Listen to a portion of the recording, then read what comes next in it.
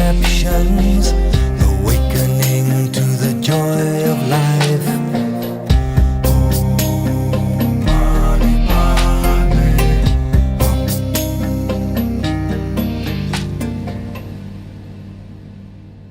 Hi everyone, welcome to the Awakening podcast. And today I would love to introduce you my very special guest, Dr. Paul Hubbert.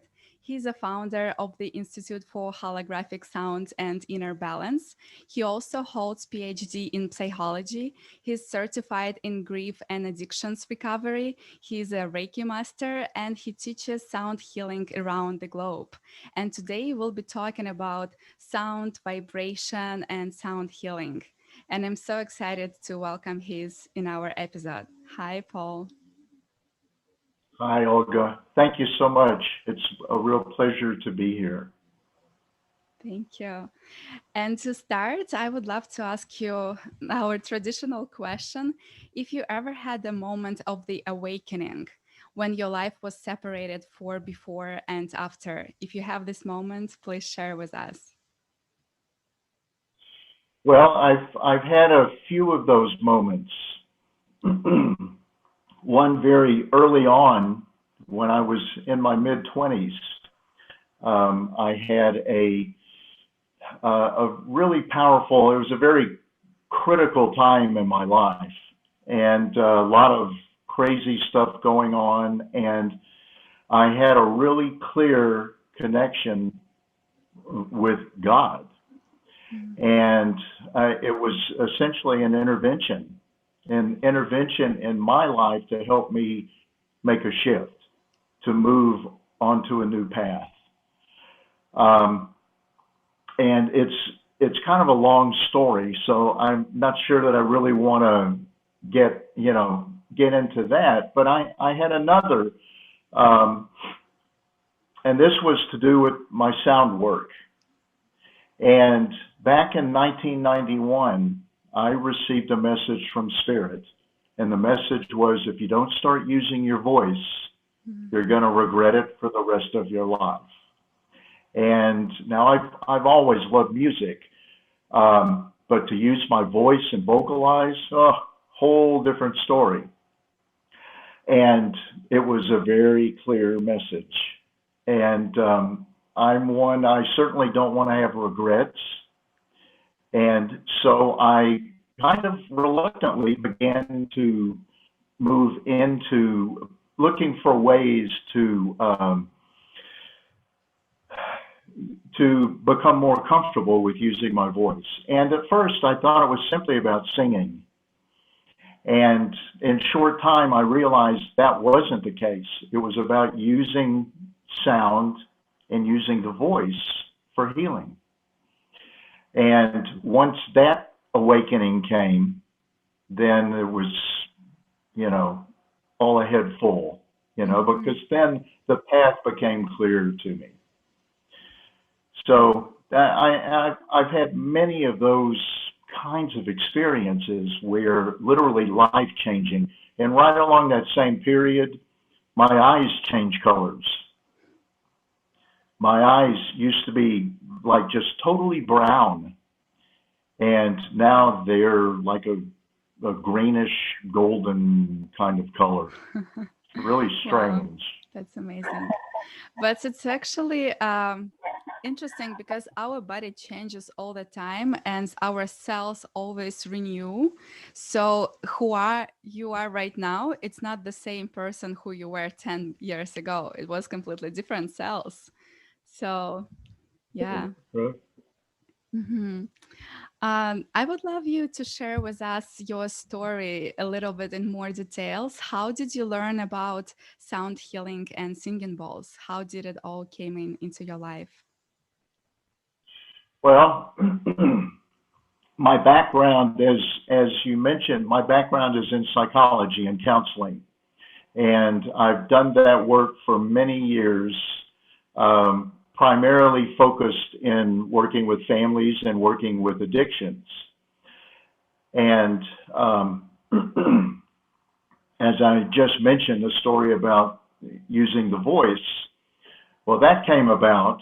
And as I began to progress in working with the voice and working with sound, around 1995, I got a message from, I'm sorry, I didn't get a message. I was at a workshop, and the facilitator was leading us in a meditation. And she brought out this thing and started to play it. And it was a crystal bowl. And I was mesmerized. It's like, what is that and where do I get one? And so that was my first introduction to the crystal bowls. I have a bunch behind me here that I'm actually set up for my Monday night meditations back behind us. This is my living room / studio at this moment.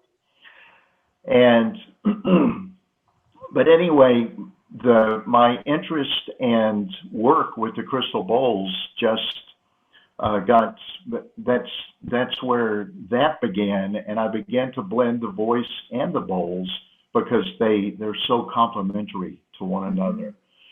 And I began to also integrate the sound into my other workshops, into the other work that I was doing at that time, which entailed working with the belief system and working with grief recovery.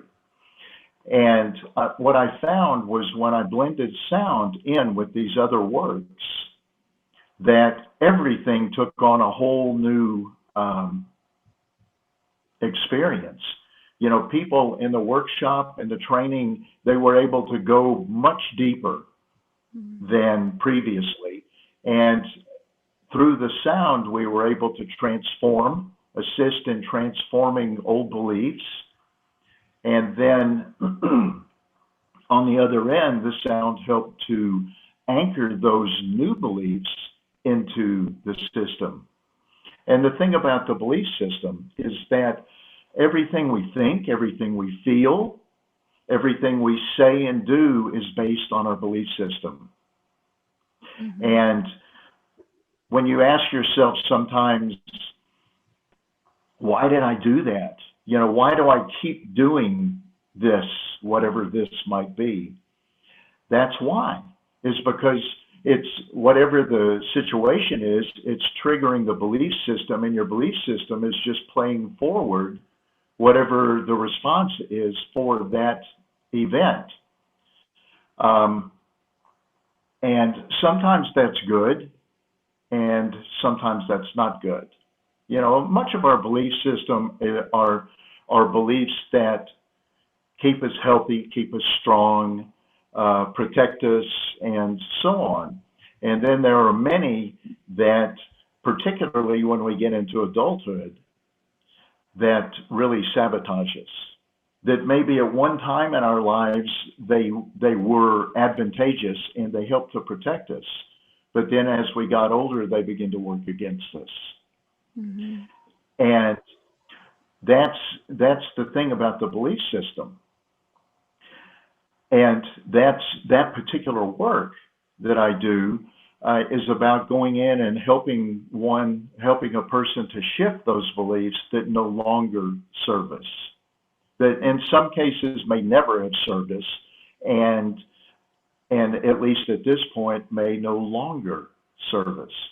And so as I work with someone in that way, and then also blend in the sound work, there are no limits to what we can do, you know, to what we can transform. And when it comes to illnesses that we may have, the belief system also ties into that. And the way it ties in is we have areas within our bodies physically that are sometimes weaker than other areas.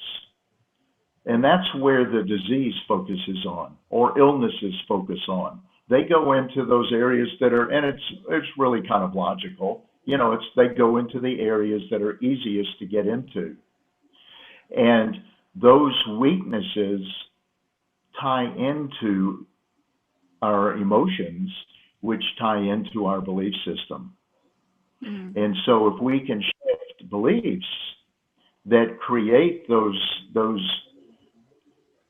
emotions or hurtful emotions that that can cause those weaknesses in the system, then we can help to circumvent illness.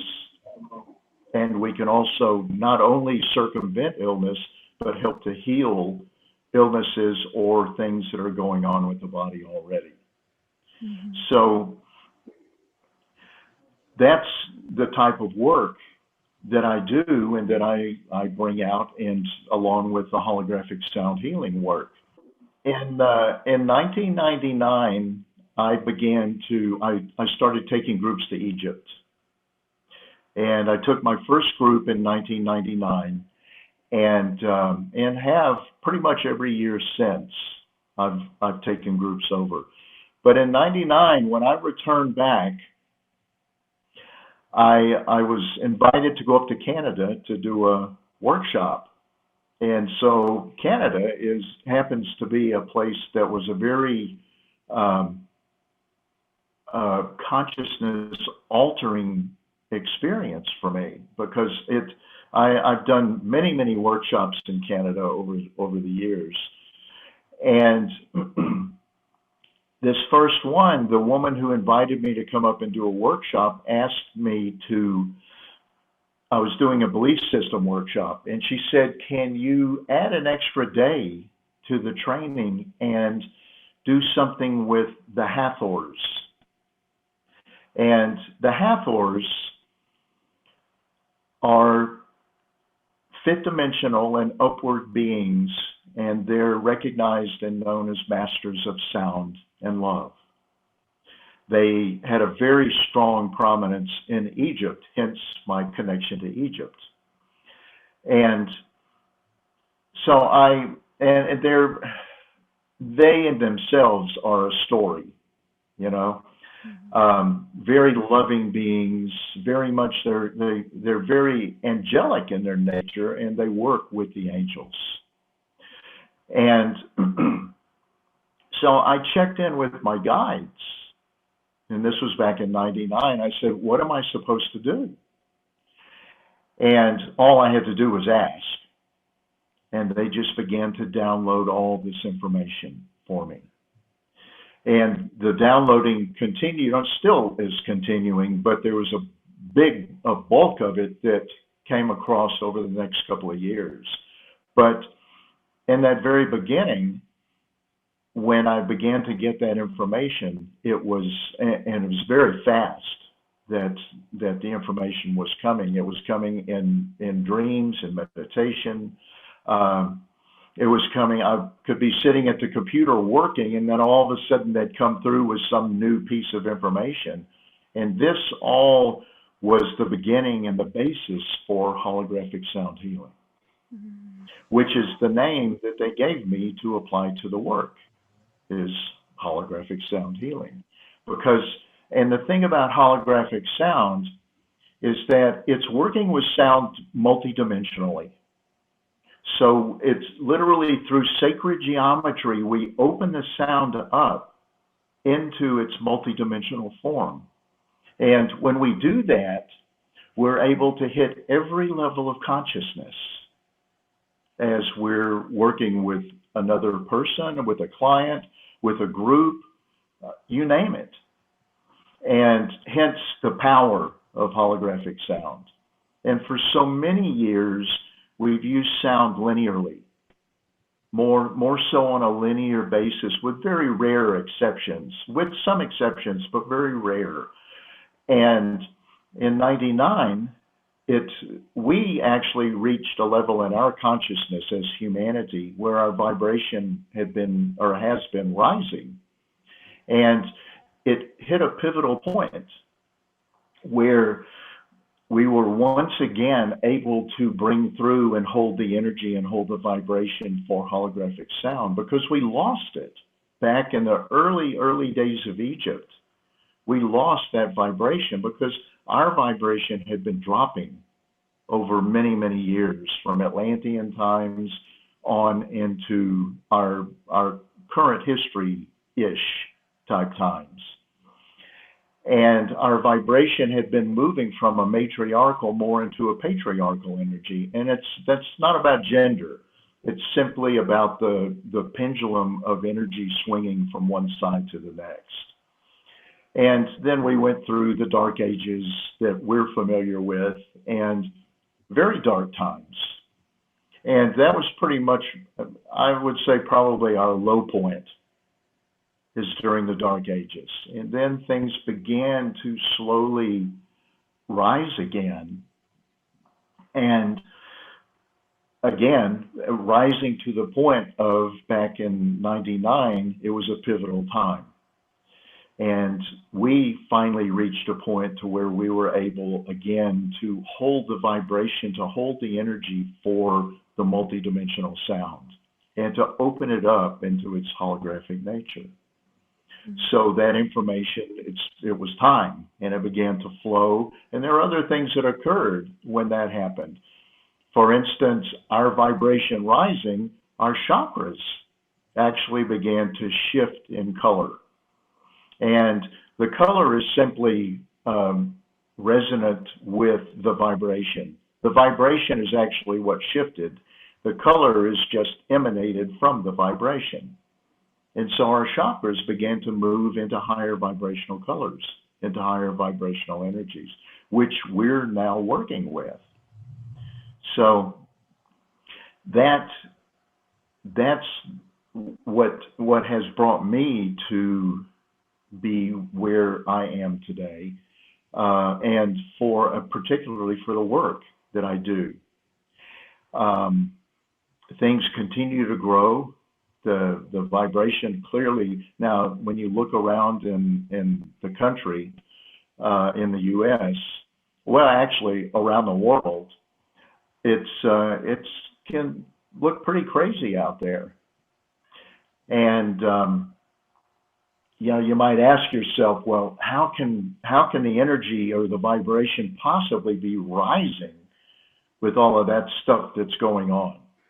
And the thing is all of that stuff that's going on, it's because the vibration is rising, and things are bubbling to the surface. And just like with our emotions, as our vibration personally rises, things bubble to the surface. Our emotions bubble to the surface. And the reason that happens is the universe is giving us an opportunity to clear it, to transform it and move into a higher energetic place. And same thing with everything that's going on around the earth now and with humanity. I mean, we're literally rising into a higher vibration, and stuff is happening. Things are coming up. So it doesn't always look good, and it doesn't always feel good, but ultimately it's a good thing. Mm-hmm. And what is vibration? What is vibration of our body, and how it interacts with vibration of outside world? Well, as above, so below. We simply, we're one. We're one with one another. We're one with the universe. We're one with the earth.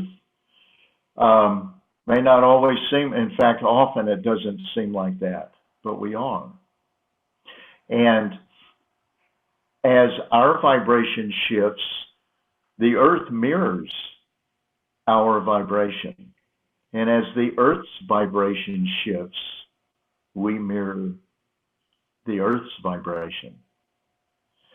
And so we directly affect one another, humanity and earth. So, yeah, that's big connection. Mm-hmm. And how can sound healing help to raise our vibration? And what is that specifically? What does it do to our body? Because I've heard that our body, each of our organ create a noise and vibration, and we have different vibration. And when we hear this magical singing bowls, it kind of like restart our entire body.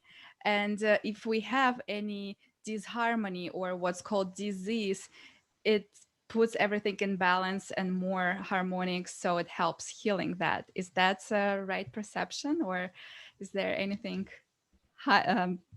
bigger than that? Well, you pretty much said it. Our bodies, everything within our bodies has a sound vibration, a resonance to it. We're like a symphony of sounds, and when and many, well, again, a symphony, many vibrations within the physical body, and those are beyond our physical hearing capability, but nonetheless, there is a sound vibration, not only vibration, but a sound that emanates from all parts of the body. Like with animals, with a dog, for instance, they're able to hear sounds, hear frequencies higher than we're able to hear. And so those vibrations are going on. We just don't always hear them. And how that relates to ourselves physically, or our health, is that when we're not feeling well, in simple terms, our body is vibrating out of tune. It's out of harmony. And so with focused intent and with the sound vibration, the focused sound vibration, we can literally go in and shift the energy and help the body rebalance itself, help the body tune itself back up into a harmonious place. So that's what the sound healing work does. Particularly, that's what the holographic sound work does. Is it really taps into the body and into the system to bring things back into a harmonic balance. Beautiful.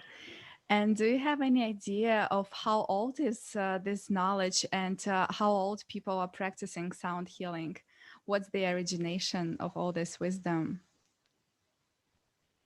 Well, it may not have always been called sound healing, but sound has been used throughout time. There really is no time that sound has not been used. In the writings of creation from the Bible, it talks about first was the Word. I'm paraphrasing here.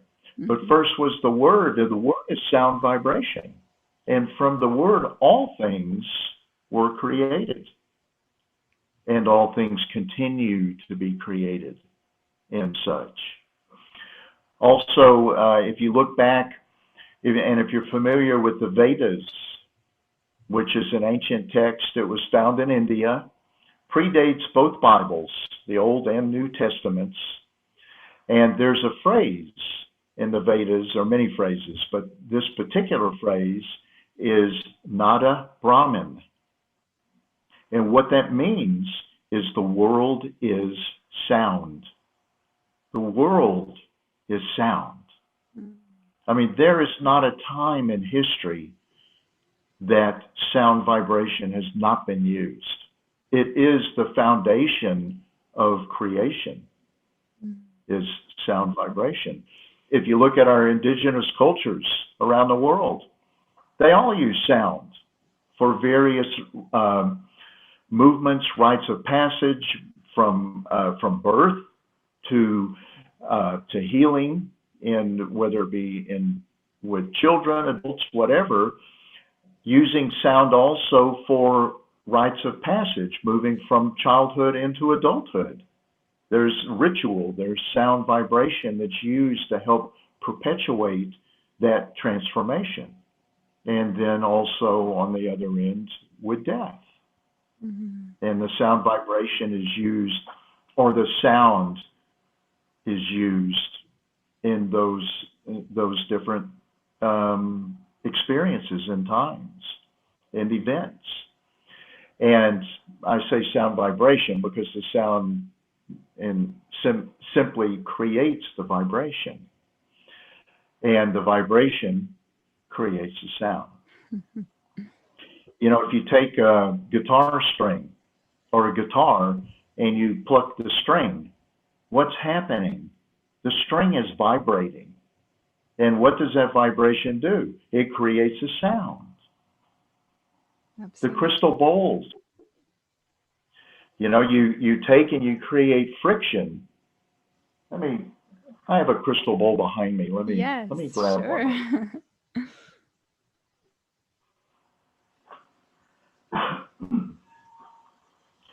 So here's a crystal bowl. And if you take and create friction, and the friction causes it to vibrate, and then the vibration creates a tone. Can you hear that? Yes, so beautiful.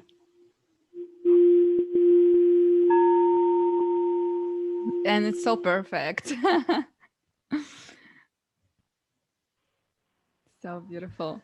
Yeah, they're amazing instruments, amazing Yes. tools for helping in transformation.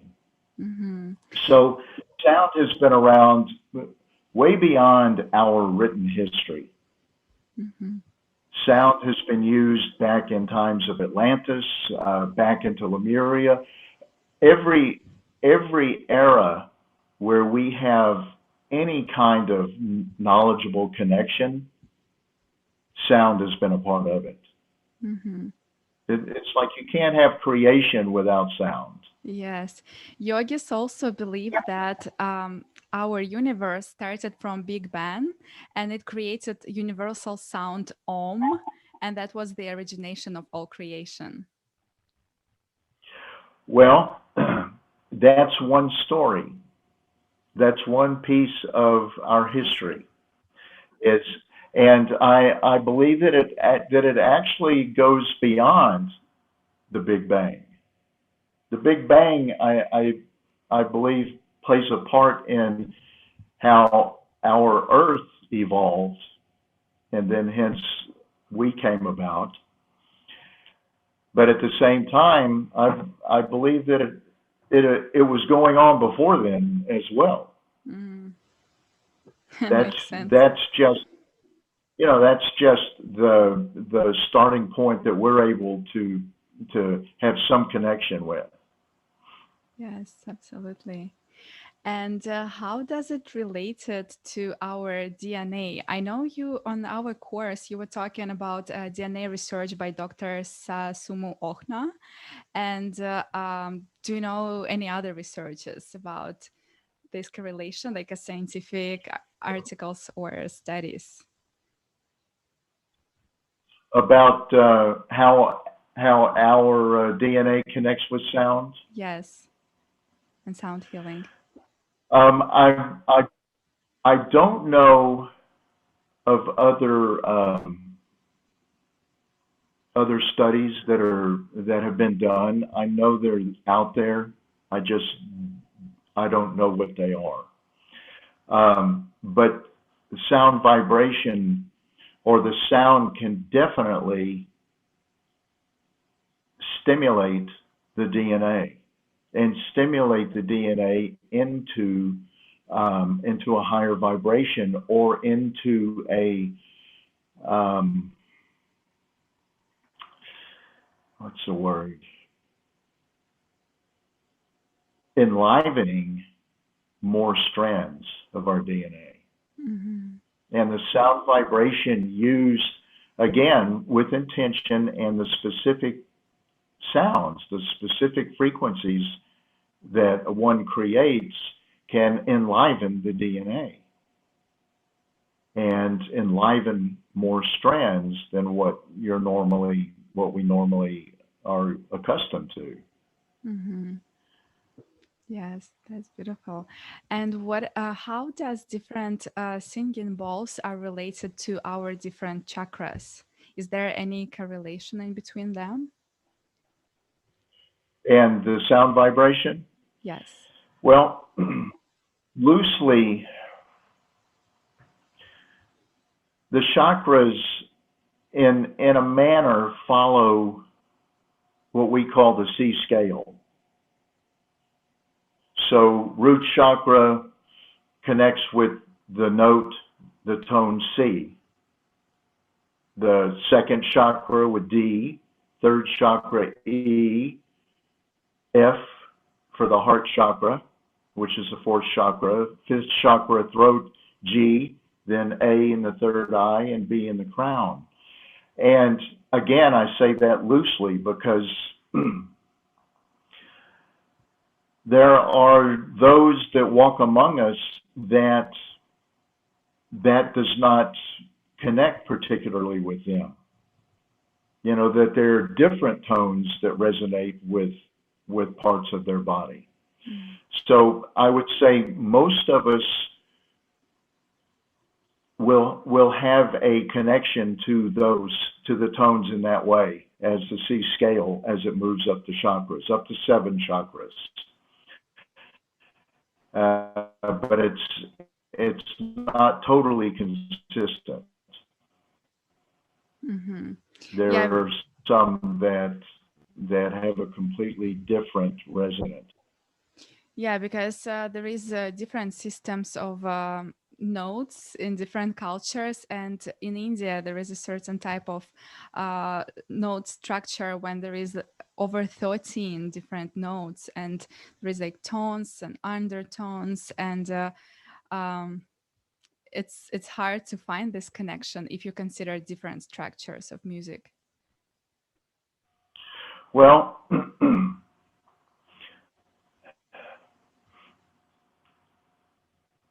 let's say even when I say the C resonates with the root chakra,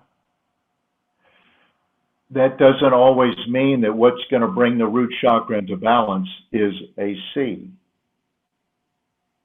It could be any number of other frequencies.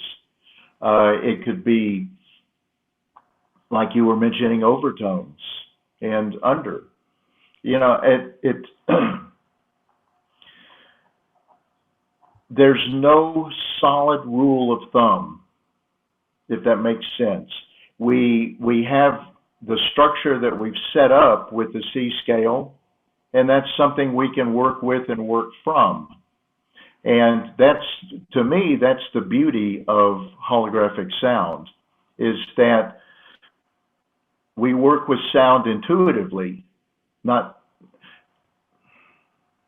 I want to be careful here. We work with sound intuitively, not necessarily scientifically. That's right. While I totally respect what science has been able to come up with and verify as far as the power of sound, and I think it's wonderful, and I'm grateful for it because it helps to bring greater credence and understanding to what we do. But something I've also found is that oftentimes science tries to nail down one particular frequency to heal something with anybody, with everyone. Say the heart. To heal something particular with the heart, and science could potentially come up with one frequency, and that one frequency will heal the heart for everyone. It doesn't work that way. And even not only does it not work that way, but it may work in one instance, but the next not. And every individual, I can do a session with someone and doing with a particular focus to bring about healing to whatever, let's say the stomach. And so one day I'll do a session with them, and certain frequencies, certain tones will come through. A few days later, they'll come up come in for or a week later, they'll come in for a second session. The frequencies and sound vibration needed at that second time is likely completely different than the first. Mm-hmm. Why? Because the person has changed. Mm-hmm. The person's vibration has shifted from the first experience to the second. Things aren't the same anymore. So therefore, now the frequencies that are needed or helpful to bring in a higher, even higher state of balance are different than they were the first time. So we're shifting and changing all the time. So because of that, the work that I do is to work with people to as best they possibly can, be in touch with their intuitive essence, their intuitive energy, and connect that intuitive energy with the person they're working with. Yeah. And then bring that vibration through accordingly. Yeah. That makes sense? Yes, let the God work through your body and through your voice and through your instruments. It's also one of the amazing knowledge I've got from yoga school. It's to consider your body as God's instrument and let it just transfer this energy and love and whatever you create, like a Krishna flute in Hindu. Yeah. Yes. Yeah. Because we are emanations of God, or spirit, we are connected and of the essence of universal consciousness. And our bodies themselves are holographic in nature. You know, if you take one cell from a person's body, and it holds all the information for the entire body. So essentially, you can recreate the whole body from one cell. That's holographic. Mm-hmm. Again, as above, so below.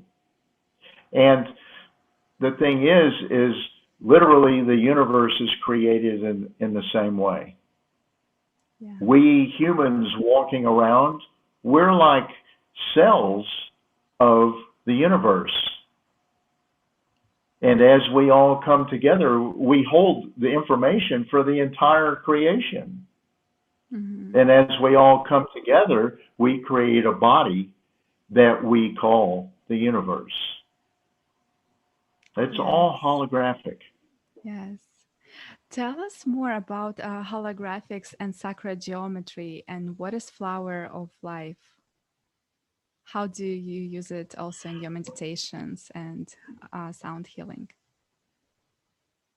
Well, the flower of life is a geometric design. It's two-dimensionally, it's a circle. Well, it appears like a circle. It's actually many, many circles that are intersecting one another. And those intersecting points of two circles, that's called the Vesica Pisces.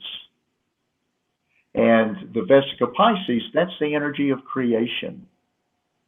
And as these circles intersect, each one creating a Vesica Pisces, and as you go around continuing to intersect these circles, you create what's known as the flower of life.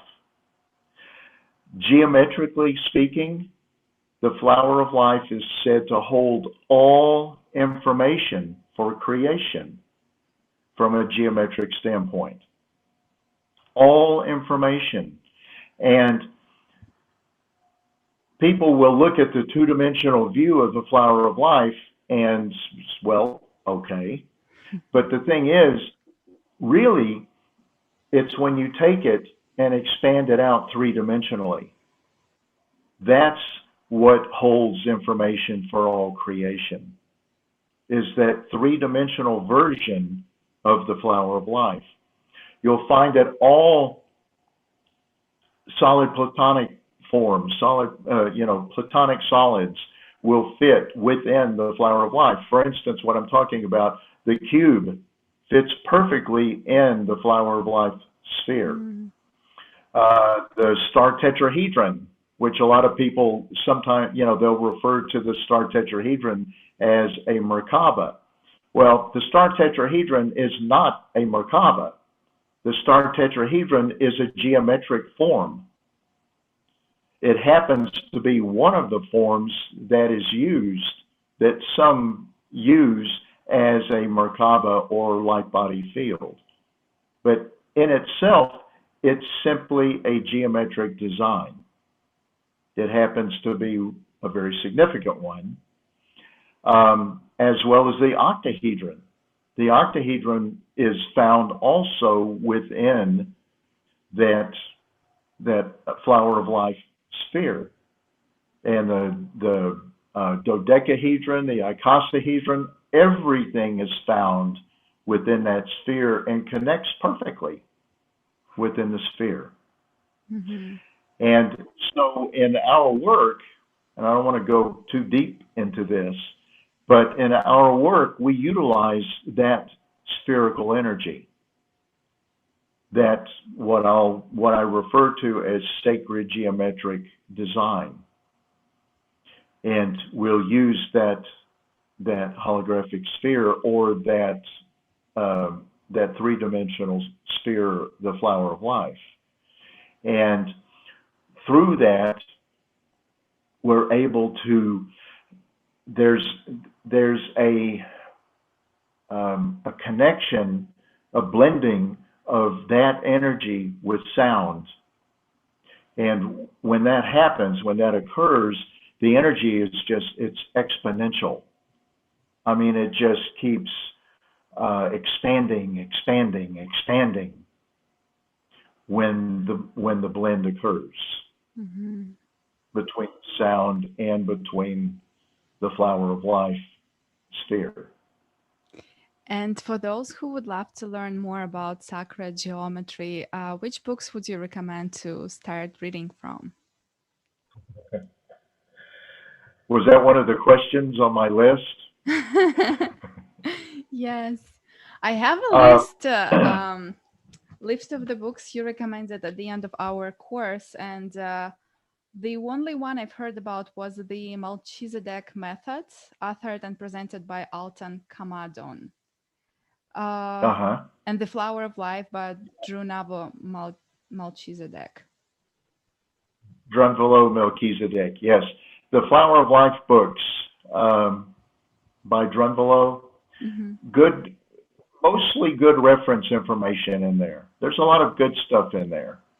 And the Melchizedek method from Alton Camadon. Now, Alton, he crossed over back in the mid-2000s. Actually, Alton Camadon is, I invited him to co-host my first trip to Egypt. So he and I co-hosted that together. Amazing information he brought through. And he's Australian. He's from Australia. But made many trips over to the U.S. and to India and other parts in Europe. And anyway, he's got good reference information, and Drunvalo as well has some really good reference information. Tom Kenyon has some extraordinary information about sound, the power of sound. Tom has done a tremendous amount of work in the sound healing arena, and whatever books that he's written, one being the Hathor material, has great information in it. And also Greg Braden. Greg Braden has done extraordinary work in blending sound, or blending, I'm sorry, not, well, somewhat with sound, but blending science and spirituality together. Greg is a master at that. So those people in the books that they have come through with are highly recommended. those will keep you busy for a while. Thank you. Amazing. Welcome. And how would you suggest to choose singing bowls? Because once I completed my course, I've got those beautiful bowls, and lots of my friends started to ask me, how do you choose them? Where did you get them from? Um, what are materials that can be used? Because there is not only crystal balls, but only metal, but also metal balls, which made of 9 different metals, and there is a golden one, silver. Like, what's the difference between all of them? Well, the metal bowls are generally made from sometimes 9 different metals. Most you'll find more frequently 7 and 5 metals. If you're able to get a hold of an antique metal bowl, then you're more likely to find one that's made with the 9 metals. The ones that have been made that we wouldn't call antiques, they're great bowls, but they're generally 7 or 5 metals. And then there are some that are brass or just a single metal, and they're okay. You know, if I was going to do sound healing work, I would not go that direction, because it's just it's a good knockoff, you know, and it's definitely, if that's all you can get, hey, it beats not having anything, for sure. Now with the crystal bowls, there are several different types of bowls now. Originally, the crystal bowls, they were essentially pure quartz crystal. And whether you know it or not, the crystal bowls originated in the computer industry. In our day and time, they came from the computer industry, and they're still used in the computer industry, because all of the wafers that we create the silicon components from, those wafers are made, and the heating takes place inside a crystal bowl. And so originally they were used in that process, and then it was found that rather than just throwing them away or destroying them, that they made a tone. And so around the mid-'80s, they began to be incorporated in with sound healing work. Now, they have been in existence for a long, long time, and just in our day and time, they've surfaced through the computer industry. I've seen crystal bowls in Egypt that are ancient, that are, you know, beyond antique. Now, along with the crystal bowls, things that have begun to happen is blending other stones with the bowls. And what I call these are alchemical fusion bowls. And for instance, some I've got a couple behind me. I'm not sure if I can. I'll try and show them to you, but whether they'll show up very well or not is another story. But the alchemical fusion bowls are quartz crystal and other stones, other elements blended with them. For instance, obsidian, using black obsidian and blending with the quartz crystal. And the obsidian carries its own unique energies, that particular stone. It's very complementary to the root chakra. It's also an energy of protection. It's just a very powerful stone. Other stones that we blend with the crystal, besides obsidian, are rose quartz or morganite, which are both very complementary to the heart. Emerald, blending emerald with quartz crystal, complementary to the second chakra now with its higher vibrational color.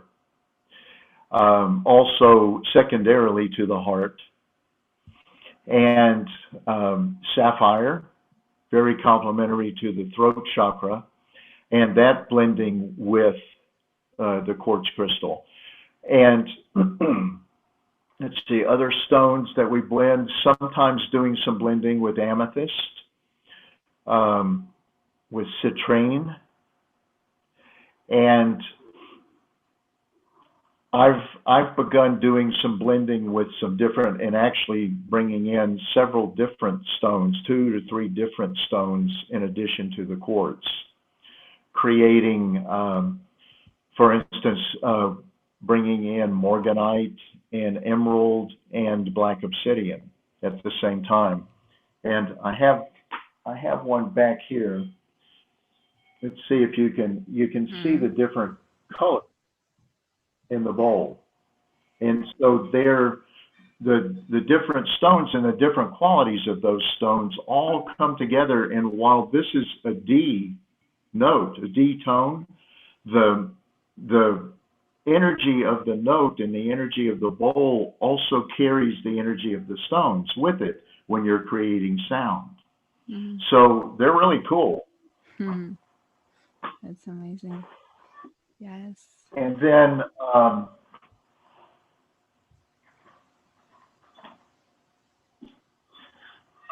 this is a black obsidian bowl, and they're awesome. Awesome.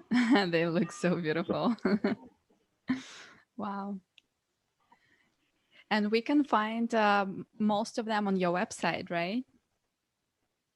You can. Here's a platinum bowl. This is platinum blended with quartz crystal.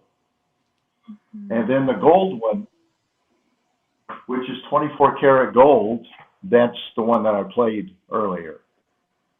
And that's gold and the quartz crystal blended. So there are several different types and blendings of stones with bowls. And each one carries its own unique quality about them. There's really no 2 bowls that are alike. You know, they're all different. While they might be the same note, they're different in how they present that note. And the different types also will present a different, like the gold and platinum bowls, they have a very unique sound to them. And as well as the alchemical fusion, they have a unique sound to them too, but it's different than the gold and the platinum.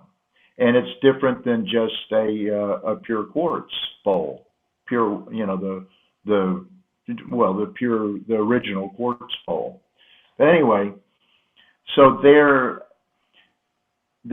different types, and they are all amazing. Whether you go with the original pure quartz, or whether you go with one that's gold or platinum or alchemical fusion, whatever. You know, they all have their special qualities. They're all very powerful. Just go with your intuition. Exactly. And they're all available through Holographic Sound. Amazing. Yes. And for those who are maybe not ready yet to buy those beautiful balls, how can they use their voice to do same or approximately the same work? Because when I signed up for the sound healing course from your school, I asked which one should I bring, and you said, oh, you don't need them, you just need your voice. I'm like, wow. Is that enough? And what was interesting that at the same month, I also had yoga school. I don't know what worked, but my voice really became so much more powerful. I think even my mother noticed. She said, wow, it became louder, but louder in a good way. Not like crazy louder, but just more stable and more with roots and more bright. And I think one of the things which really, one of the seeds you planted in my mind by that practice when we're supposed to go in a separate rooms through the Zoom, and do sound healing on Right. our partners. And it was interesting practice because I ended up with in a private room with a girl I've never met. I never saw her before. And I just had to do this healing work on her. And I was like, oh my God, I supposed to sing right now? And then your words were so supportive. You said, just let this energy go through you. It's not you. Don't take any responsibility for this noise. If you worry about your noise, that's your ego coming up. Just don't think about that. Just be the channel. And I was like, whoa. and and I was like, is it me? What's that? And she said, I have goosebumps. I felt here and there certain sensations and warmth and love and bless. And I was so surprised. I was like, I can't believe I'm doing this. And then also I went to yoga school. It was a lot about diaphragm breathing, and I think all together, but I really felt the shift in the last couple months in my practices, and I'm looking forward to for COVID to end up, and I will use these singing bowls in my yoga teacher trainings, in my classes with my students. Yeah. Excellent. So beginning to use the voice, and I think you're right. I think that both played a part in the strengthening of your sound. Mm-hmm. Um, because it's much of it is about the breathing, Yeah. and being aware of your diaphragm, which is your volume control. The diaphragm is what controls the amount of air that comes through. And once you're able to regulate that, then you can really, your sound changes. Mm-hmm. So I think both of them went into, helping to strengthen your voice. Yes. So that's a good thing. Yeah. So don't be afraid of And using it. no, don't. And if you need to do it by yourself, fine, do it by yourself. Um, you had an original question with that, and it was how can someone begin to use their voice if they, without having a crystal bowl, if they can't afford one yet, or whatever. Um, most of you can afford at least a download, a CD. Of course, not a lot of CDs out anymore, but a music download of a meditative type, whether it be mine or anybody else's, and use it as your background and begin to play with your voice along with the recording. And let your voice blend in and through the recording. And same thing, once you get a crystal bowl, harmonize with the bowl. Let the bowl and your voice become one together. And it will just give in to it and let that energy of spirit move through you, and without judgment. Without judgment. I mean, that's so important. Realize that when you're coming from your heart, whatever sounds, whatever tones come through, they're perfect. They're perfect. The only time that there's an issue is when our judgment, our left brain gets too active, and our judgment gets in there, and we start criticizing ourselves for the sound that we're making. Even when you're working intuitively, sometimes sounds that come through may be not pretty. But the thing is, it's not always pretty sounds that do the healing. Mm-hmm. It's whatever vibration is created when you're working intuitively, whether it's a pretty tone or whether it's not. When you're coming from your heart, and allowing that intuitive energy to move through, you can't go wrong. Absolutely. So whatever the sound is, just let it happen and be okay with it. I mean, when I do meditations, sometimes the sounds that come through, it's like if I was consciously thinking about it, I wouldn't do it because they sound too weird sometimes. So just put the ego aside, you know, just talk to it, say thank you for sharing, and get on with your intuitive side and let that energy flow. So good, so inspiring. Thank you so much. And for our You're welcome. listeners, how can we find you on your website or in social media? And what materials and instruments are available there for us? Well, you can find me through holographicsound.com. That's HOLOGRAPHICSOUND.com. That's the website. All of the crystal bowl information, ordering, whatever is there. All the trainings that are coming up, and I've actually got several that are coming up now. You can find all of them on the website. As far as social media, on Facebook, if you go to Holographic Sound and Inner Balance, you will come up to my business page. You can also go to my personal page, and it's just simply Paul Hubbert. Yes. Instagram is holographic_sound_healing. And you can get to me there. You can also, if you've got questions, you can email me. And you can email me at paul@holographicsound.com. I'm at all of them. They all come to the same place.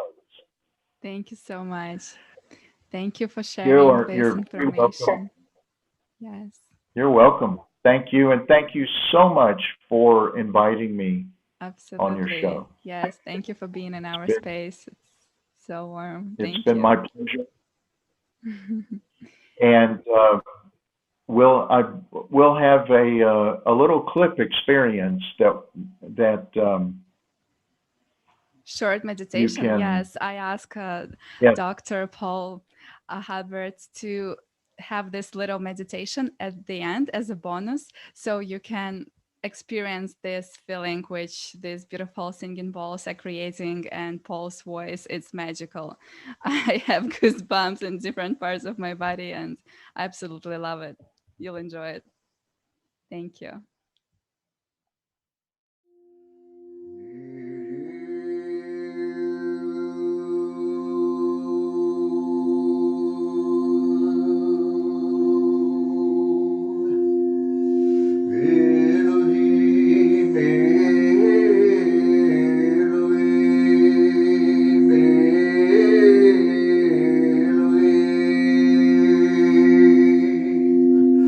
Hello.